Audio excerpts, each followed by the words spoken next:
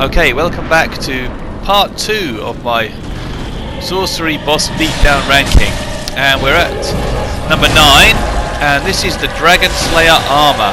Okay, so this guy was more difficult with a knight than he was with a mage, partly because at this point in the game you should have some pretty kick-ass magic, and partly because the Dragonslayer Armour is not particularly resistant to magic. You can do quite a lot of damage as long as you get past his shield. As you can see, I don't need to use particularly powerful magic, and I still do reasonable damage. And he can still be stunned as he can with a normal weapon. The reason he's not higher up the list, because he didn't actually kill me at all as a mage, is that I actually fought him like 20 times in co-op just to get sunlight medals. So he did actually beat me a few times. I died in like co-op several times, mostly one hit kills from some of his stronger attacks. So yeah, he does have the potential to kill you as a mage, especially when you don't have particularly good armor or defenses, which you generally don't. But yeah, he's not that difficult. Right, number 10 on the list, and this is probably going to be a bit controversial, but it's the Nameless King. So why is he so low on the list? Well, as a mage, you can kill the dragon in 4 hits. 1, 2, 3. Refill estus, roll, dead. So that part of the fight basically just might as well not even exist.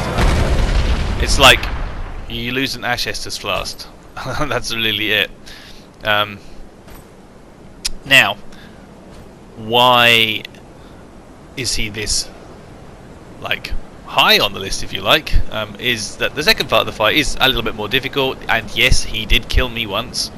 But actually, as a mage, you get plenty of opportunities to hit him.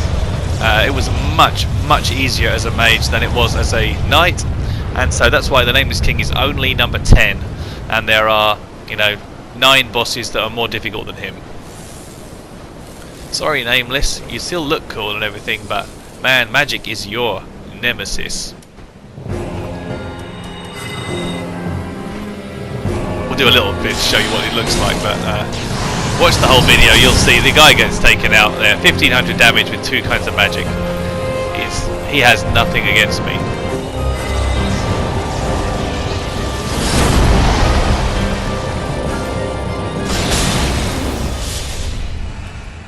Right, number 11 on the list, and probably another controversial one, Soul of Cinder. Again, a very difficult boss to fight with melee. Is somewhat, not completely, but somewhat trivialized using magic. You absolutely can beat him without taking any damage at all if you're a better player than I am, because I've seen someone do it.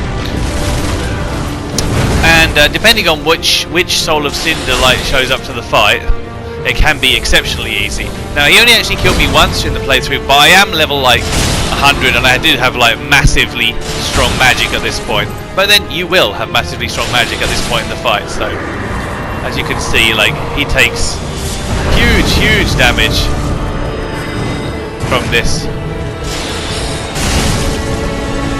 And as long as you have enough health to not get one shot by him, you shouldn't have any problem at all. Now, yeah, he has a lot of different kinds of attacks. The fight, it's over fairly quickly actually. But yeah, he is kind of dangerous, and depending on which magic or which other sorceries and things he uses, he can be mildly challenging. So yeah. But as a mage, really not a very difficult fight.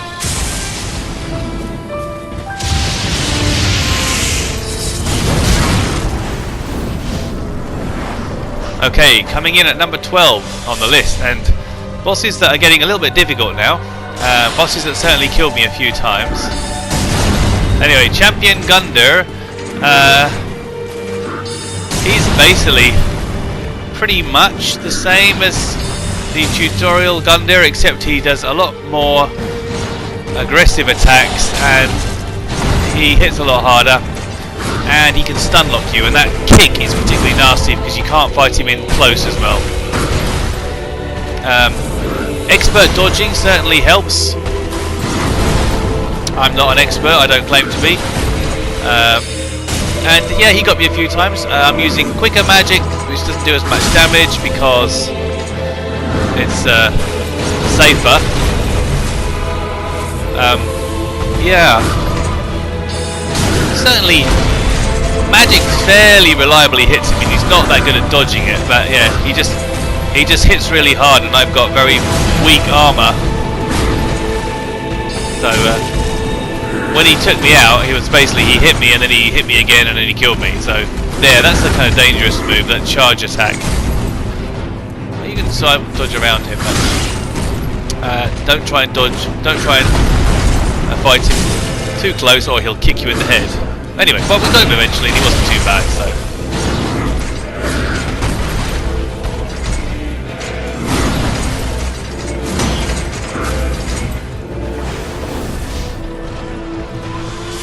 Okay, number 13, unlucky 13, is Oceiros the Consumed King. First half of the fight, not very difficult. Second half of the fight, quite difficult. And he did get me a couple of times. Certainly, if we'd been able to use your powerful magic the whole fight, it wouldn't have been so bad. But he doesn't give you time to really rest on your laurels, so it made it quite challenging. Certainly, you can't even keep your distance too much either because of that tail swipe. So the best strategy is to get in close and then smack him with the Farron flash sword, and hope he doesn't charge you and stun lock you to death, which happened several times. When it worked, it didn't seem too bad, but yeah, second half of the fight is certainly no joke, and that's why he's relatively far down the list. But there are more difficult ones than him, and they're coming up in a moment.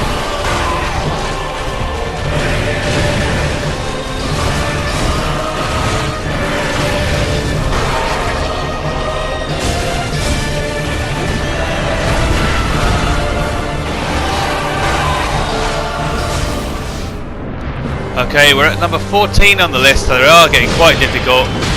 These guys, I know, they're not especially difficult if you fight them in melee. As a mage, because he rushes you and doesn't give you a lot of time, and because you're not going to have the defences that some of the other classes are going to have,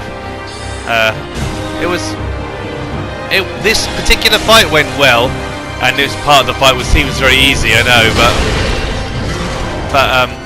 yeah, they can do a lot of damage. And in the second phase of the fight, because you don't have massive damage on Lorian, it meant that he actually revived his on Lothric.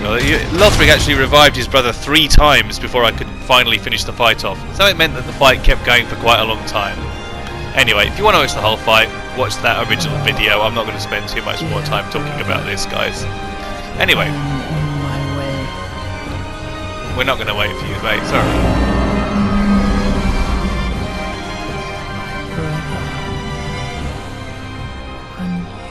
Sword of Lothric's prince.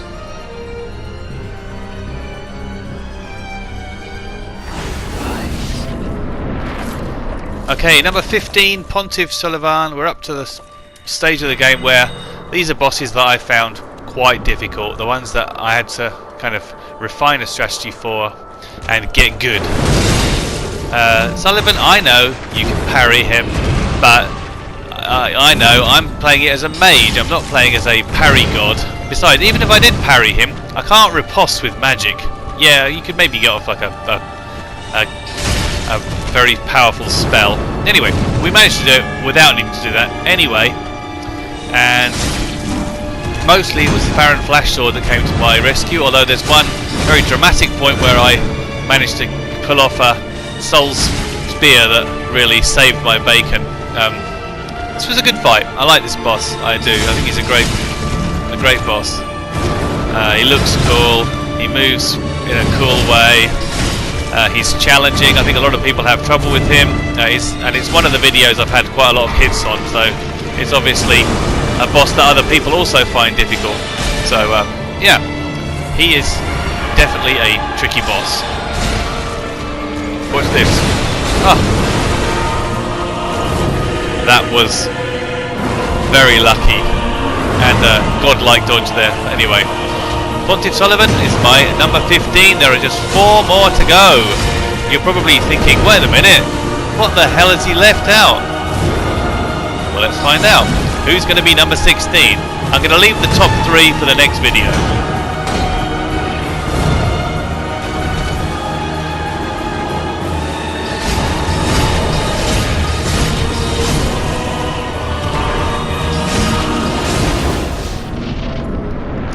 Okay, number 16, you've probably been thinking, where the hell has this one been all this time? I can't believe this boss is so high or low on the list. Anyway, yeah, the Curse-Rotted Greatwood is actually, well, it was really difficult to kill with magic. I mean, the main reason it was difficult to kill with magic is because the fight just took a long time. And the reason it took a long time is you can't target the weak points with magic, so you got to basically manually aim. Now you can go in with like Soul Greatsword. At this point in the game, I don't believe you have the Farron Flash Sword, which is like uses a lot less estus. So you got to go with Soul Greatsword, but it uses lots of estus, and at this point in the game, you don't have that many estus flasks. If you try and run in to hit the big weak point and his like crotch, you're going to risk getting stopped, and you haven't got very many estus flasks to heal with. So you've only got so many hits, and trying to use like other kinds of magic to hit the weak points is very hit and miss, because if he moves out of the way a little bit, you just hit him, which does no damage at all. So yeah, this fight was genuinely difficult, and in fact it's the only fight that I actually failed to complete using only magic. I had to use just one. I had to use one consumable item, a firebomb, because I literally completely ran out of estus. And so for that reason, it was a difficult fight. It took me a while. I had to level up. I had to upgrade my magic, and so he came at number 16. The next 3 bosses were a serious pain in the bum to finish off, and so they will be my 3 most difficult bosses to defeat with sorcery, and that's going to come up in another video, so look forward to that. Thank you for watching this one. Man, this fight took so long. Anyway, I will see you in the next video. Thank you for watching again.